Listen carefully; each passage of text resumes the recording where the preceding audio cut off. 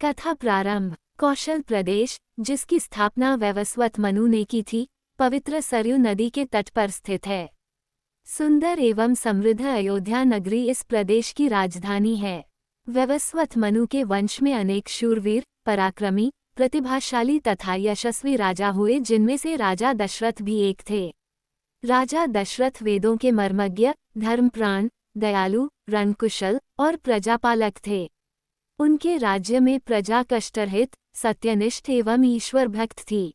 उनके राज्य में किसी का किसी के भी प्रति द्वेषभाव का सर्वथा अभाव था। एक दिन दर्पण में अपने कृष्णवर्ण केशों के मध्य एक श्वेत रंग के केश को देखकर महाराज दशरथ विचार करने लगे कि अब मेरे यौवन के दिनों का अंत निकट है और अब तक मैं निसंतान हूँ। मेरा वंश आगे कैसे बढ़ेगा तथा किसी उत्तराधिकारी के अभाव में राज्य का क्या होगा। इस प्रकार विचार करके उन्होंने पुत्र प्राप्ति हेतु पुत्रयष्टि यज्ञ करने का संकल्प किया। अपने कुलगुरु वशिष्ठ जी को बुलाकर उन्होंने अपना मंतव्य बताया तथा यज्ञ के लिए उचित विधान बताने की प्रार्थना की। उनके विचारों को उचित तथा युक्तियुक्त जानकर गुरु वशिष्ठ जी बोले, हे राजन, पुत्रयष्टि यज्ञ करने से अवश्य ही आपकी मनोकामना पूर्ण होगी, ऐसा मेरा विश्वास है।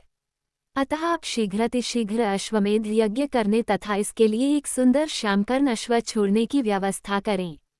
गुरु वशिष्ठ की मंत्रणा के अनुसार शीघ्र ही महाराज दशरथ ने सरयू नदी के उत्तरी तट पर सुसज्जित एवं अत्यंत मनोरम यज्ञशाला का निर्माण करवाया तथा मंत्रियों और सेवकों को सारी व्यवस्था करने की आज्ञा देकर महाराज दशरथ ने रनिवास में जाकर अपनी तीनों रानियों कौशल्या, कैकेयी और सुमित्रा को ये शुभ समाचार सुनाया।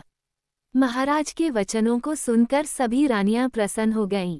राम का जन्म। मंत्रीगणों तथा सेवकों ने महाराज की आज्ञानुसार श्यामकर्ण घोड़ा चतुरंगिनी सेना के साथ छुड़वा दिया। महाराज दशरथ ने देश देशांतर के मनस्वी, तपस्वी, विद्वान ऋषि मुनियों तथा वेदविज्ञ प्रकांड पंडितों को यज्ञ संपन्न कराने के लिए बुलावा भेज दिया।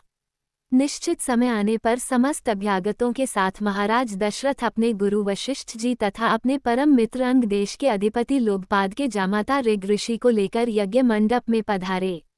इस प्रकार महान यज्ञ का विधिवत शुभारंभ किया गया। संपूर्ण वातावरण वेदों की ऋचाओं के उच्च स्वर में पाठ से गूंजने तथा समिधा की सुगंध से महकने लगा। समस्त पंडितों, ब्राह्मणों, ऋषियों आदि को यथोचित धन धान्य, गौ आदि भेंट करके सादर विदा करने के साथ यज्ञ की समाप्ति हुई। राजा दशरथ ने यज्ञ के प्रसाद चरा को अपने महल में ले जाकर अपनी तीनों रानियों में वितरित कर दिया। प्रसाद ग्रहण करने के परिणाम स्वरूप परमपिता परमात्मा की कृपा से तीनों रानियों ने गर्भधारण किया। जब चैत्र मास के शुक्ल पक्ष की नवमी तिथि को पुनर्वसु नक्षत्र में सूर्य, मंगल, शनि, बृहस्पति तथा शुक्र अपने अपने उच्च स्थानों में विराजमान थे, कर्क लग्न का उदय होते ही महाराज दशरथ की बड़ी रानी कौशल्या के गर्भ से एक शिशु का जन्म हुआ, जो कि श्यामवर्ण, अत्यंत तेजोमय, परम कांतिवान तथा अद्भुत सौंदर्यशाली था। उस शिशु को देखने वाले ठगे से रह जाते थे। इसके पश्चात शुभ नक्षत्रों और शुभ घड़ी में महारानी कैकेयी के एक तथा तीसरी रानी सुमित्रा के 2 तेजस्वी पुत्रों का जन्म हुआ। संपूर्ण राज्य में आनंद मनाया जाने लगा। महाराज के 4 पुत्रों के जन्म के उल्लास में गंधर्व गान करने लगे और अप्सराएं नृत्य करने लगीं। देवता अपने विमानों में बैठकर पुष्प वर्षा करने लगे। महाराज ने उन्मुक्त हस्त से राजद्वार पर आए हुए भाट, चारण तथा आशीर्वाद देने वाले ब्राह्मणों और याचकों को दान दक्षिणा दी। पुरस्कार में प्रजाजनों को धन धान्य तथा दरबारियों को रत्न, आभूषण तथा उपाधियां प्रदान किया गया। चारों पुत्रों का नामकरण संस्कार महर्षि वशिष्ठ के द्वारा कराया गया तथा उनके नाम रामचंद्र, भरत, लक्ष्मण और शत्रुघ्न रखे गए। आयु बढ़ने के साथ ही साथ रामचंद्र गुणों में भी अपने भाइयों से आगे बढ़ने तथा प्रजा में अत्यंत लोकप्रिय होने लगे। उनमें अत्यंत विलक्षण प्रतिभा थी, जिसके परिणाम स्वरूप अल्पकाल में ही वे समस्त विषयों में पारंगत हो गए। उन्हें सभी प्रकार के अस्त्र शस्त्रों को चलाने तथा हाथी, घोड़े एवं सभी प्रकार के वाहनों की सवारी में उन्हें असाधारण निपुणता प्राप्त हो गई। वे निरंतर माता पिता और गुरुजनों की सेवा में लगे रहते थे। उनका अनुसरण शेष 3 भाई भी करते थे। गुरुजनों के प्रति जितनी श्रद्धा भक्ति इन चारों भाइयों में थी, उतना ही उनमें परस्पर प्रेम और सौहार्द भी था। महाराज दशरथ का हृदय अपने चारों पुत्रों को देखकर गर्व और आनंद से भर उठता था। विश्वामित्र का आगमन। अयोध्यापति महाराज दशरथ के दरबार में यथोचित आसन पर गुरु वशिष्ठ, मंत्रीगण और दरबारीगण बैठे थे। अयोध्या नरेश ने गुरु वशिष्ठ से कहा, हे गुरुदेव, जीवन तो क्षणभंगुर है और मैं वृद्धावस्था की ओर अग्रसर होते जा रहा हूँ। राम, भरत, लक्ष्मण और शत्रुघ्न चारों ही राजकुमार अब वयस्क भी हो चुके हैं। मेरी इच्छा है कि इस शरीर को त्यागने के पहले राजकुमारों का विवाह देख लूं। अतः आपसे निवेदन है कि इन राजकुमारों के लिए योग्य कन्याओं की खोज करवाएं। महाराज दशरथ की बात पूरी होते ही द्वारपाल ने ऋषि विश्वामित्र के आगमन की सूचना दी। स्वयं राजा दशरथ ने द्वार तक जाकर विश्वामित्र की अभ्यर्थना की और आदरपूर्वक उन्हें दरबार के अंदर ले आए तथा गुरु वशिष्ठ के पास ही आसन देकर उनका यथोचित सत्कार किया। कुशलक्षेम पूछने के पश्चात राजा दशरथ ने विनम्र वाणी में ऋषि विश्वामित्र से कहा, हे मुनिश्रेष्ठ, आपके दर्शन से मैं कृतार्थ हुआ तथा आपके चरणों की पवित्र धूलि से यह राजदरबार और संपूर्ण अयोध्यापुरी धन्य हो गई। अब कृपा करके आप अपने आने का प्रयोजन बताइए। किसी भी प्रकार की आपकी सेवा करके मैं स्वयं को अत्यंत भाग्यशाली समझूंगा।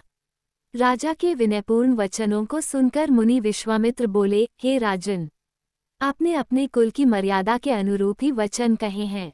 इक्ष्वाकु वंश के राजाओं की श्रद्धा भक्ति गौ, ब्राह्मण और ऋषि मुनियों के प्रति सदैव ही रही है।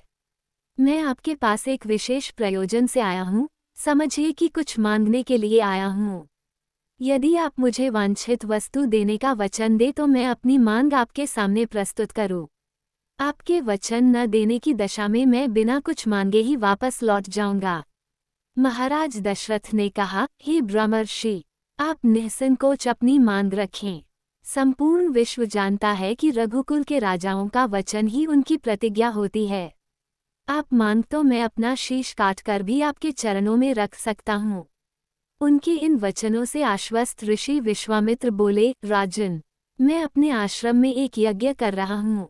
इस यज्ञ के पूर्णाहुति के समय मारीच और सुबाहु नाम के 2 राक्षस आकर रक्त, मांस आदि अपवित्र वस्तुएं यज्ञ वेदी में फेंक देते हैं।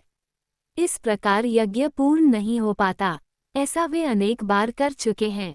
मैं उन्हें अपने तेज से श्राप देकर नष्ट भी नहीं कर सकता, क्योंकि यज्ञ करते समय क्रोध करना वर्जित है। मैं जानता हूँ कि आप मर्यादा का पालन करने वाले ऋषि मुनियों के हितैषी एवं प्रजावत्सल राजा हैं। मैं आपसे आपके ज्येष्ठ पुत्र राम को मांगने के लिए आया हूँ, ताकि वह मेरे साथ जाकर राक्षसों से मेरे यज्ञ की रक्षा कर सके और मेरा यज्ञानुष्ठान निर्विघ्न पूरा हो सके। मुझे पता है कि राम आसानी के साथ उन दोनों का संहार कर सकते हैं। अतः केवल 10 दिनों के लिए राम को मुझे दे दीजिए। कार्य पूर्ण होते ही मैं उन्हें सकुशल आपके पास वापस पहुंचा दूंगा। विश्वामित्र की बात सुनकर राजा दशरथ को अत्यंत विषाद हुआ। ऐसा लगने लगा कि अभी वे मूर्छित हो जाएंगे। फिर स्वयं को संभालकर उन्होंने कहा, मुनिवर, राम अभी बालक है। राक्षसों का सामना करना उसके लिए संभव नहीं होगा। आपके यज्ञ की रक्षा करने के लिए मैं स्वयं ही जाने को तैयार हूँ। विश्वामित्र बोले, राजन, आप तनिक भी संदेह न करें कि राम उनका सामना नहीं कर सकते। मैंने अपने योगबल से उनकी शक्तियों का अनुमान लगा लिया है। आप निश्चिंत होकर राम को मेरे साथ भेज दीजिए। इस पर राजा दशरथ ने उत्तर दिया, हे मुनिश्रेष्ठ, राम ने अभी तक किसी राक्षस के माया प्रपंचों को नहीं देखा है और उसे इस प्रकार के युद्ध का अनुभव भी नहीं है। जब से उसने जन्म लिया है, मैंने उसे अपनी आंखों के सामने से कभी ओझल भी होने नहीं दिया है। उसके वियोग से मेरे प्राण निकल जावेंगे। आपसे विनय है कि कृपा करके मुझे ससैन्य चलने की आज्ञा दें। पुत्रमोह से ग्रसित होकर राजा दशरथ को अपनी प्रतिज्ञा से विचलित होते देख ऋषि विश्वामित्र आवेश में आ गए। उन्होंने कहा, राजन, मैं नहीं जानता था कि रघुकुल में अब प्रतिज्ञा पालन करने की परंपरा समाप्त हो गई है। यदि जानता होता तो मैं कदापि नहीं आता। लो, मैं अब चला जाता हूँ। बात समाप्त होते होते उनका मुख क्रोध से लाल हो गया। विश्वामित्र को इस प्रकार क्रुद्ध होते देखकर दरबारी एवं मंत्रीगण भयभीत हो गए और किसी प्रकार के अनिष्ट की कल्पना से वे कांप उठे। गुरु वशिष्ठ ने राजा को समझाया, हे राजन, पुत्र के मोह में ग्रसित होकर रघुकुल की मर्यादा, प्रतिज्ञा पालन और सत्यनिष्ठा को कलंकित मत कीजिए। मैं आपको परामर्श देता हूँ कि आप राम के बालक होने की बात को भूलकर एवं निश्चिंत होकर राम को मुनिराज के साथ भेज दीजिए। महामुनि अत्यंत विद्वान, नीति निपुण और अस्त्र शस्त्र के ज्ञाता हैं। मुनिवर के साथ जाने से राम का किसी प्रकार से भी अहित नहीं हो सकता, उल्टे वे इनके साथ रहकर शस्त्र और शास्त्र विद्याओं में अत्यधिक निपुण हो जाएंगे तथा उनका कल्याण ही होगा।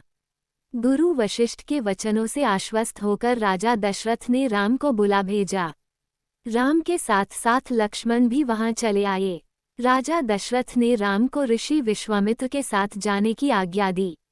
पिता की आज्ञा शिरोधार्य करके राम के मुनिवर के साथ जाने के लिए तैयार हो जाने पर लक्ष्मण ने भी ऋषि विश्वामित्र से साथ चलने के लिए प्रार्थना की और अपने पिता से भी राम के साथ जाने के लिए अनुमति मांगी।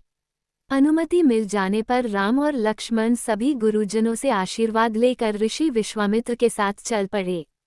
समस्त अयोध्या वासियों ने देख कि मंद धीर गति से जाते हुए मुनिश्रेष्ठ विश्वामित्र के पीछे पीछे कंधों पर धनुष और तरकस में बाण रखे दोनों भाई राम और लक्ष्मण ऐसे लग रहे थे मानो ब्रह्मा जी के पीछे दोनों अश्विनी कुमार चले जा रहे हों। अद्भुत कांति से युक्त दोनों भाई गौ की त्वचा से बने दस्ताने पहने हुए थे। हाथों में धनुष और कटी में तीक्ष्ण धार वाली कृपाणें शोभायमान हो रही थीं। ऐसा प्रतीत होता था मानो स्वयं शौर्य ही शरीर धारण करके चले जा रहे हों। लता विटपों के मध्य से होते हुए 6 कोस लंबा मार्ग पार करके वे पवित्र सरयू नदी के तट पर पहुँचे। मुनि विश्वामित्र ने स्नेहयुक्त मधुर वाणी में कहा, हे वत्स, अब तुम लोग सरयू के पवित्र जल से आचमन स्नानादि करके अपनी थकान दूर कर लो, फिर मैं तुम्हें प्रशिक्षण दूंगा। सर्वप्रथम मैं तुम्हें बला और अतिबला नामक विद्याएं सिखाऊंगा। इन विद्याओं के विषय में राम के द्वारा जिज्ञासा प्रकट करने पर ऋषि विश्वामित्र ने बताया, ये दोनों ही विद्याएं असाधारण हैं। इन विद्याओं में पारंगत व्यक्तियों की गिनती संसार के श्रेष्ठ पुरुषों में होती है। विद्वानों ने इन्हें समस्त विद्याओं की जननी बताया है। इन विद्याओं को प्राप्त करके तुम भूख और प्यास पर विजय पा जाओगे। इन तेजों में विद्याओं की सृष्टि स्वयं ब्रह्मा जी ने की है। इन विद्याओं को पाने का अधिकारी समझकर मैं तुम्हें इन्हें प्रदान कर रहा हूँ। राम और लक्ष्मण के स्नानादि से निवृत्त होने के पश्चात विश्वामित्र जी ने उन्हें इन विद्याओं की दीक्षा दी। इन विद्याओं के प्राप्त हो जाने पर उनके मुखमंडल पर अद्भुत कांति आ गई। तीनों ने सरयू तट पर ही विश्राम किया। गुरु की सेवा करने के पश्चात दोनों भाई तृण शैयाओं पर सो गए। कामदेव का आश्रम। दूसरे दिन ब्राह्म मुहूर्त में निद्रा त्याग कर मुनि विश्वामित्र तृण शैयाओं पर विश्राम करते हुए राम और लक्ष्मण के पास जाकर बोले, हे राम और लक्ष्मण, जागो, रात्रि समाप्त हो गई है। कुछ ही काल में प्राची में भगवान भुवन भास्कर उदित होने वाले हैं। जिस प्रकार वे अंधकार का नाश कर समस्त दिशाओं में प्रकाश फैलाते हैं, उसी प्रकार तुम्हें भी अपने पराक्रम से राक्षसों का विनाश करना है। नित्य कर्म से निवृत्त हो, संध्या उपासना करो, अग्निहोत्रादि से देवताओं को प्रसन्न करो, आलस्य को त्यागो और शीघ्र उठ जाओ, क्योंकि अब सोने का समय नहीं है।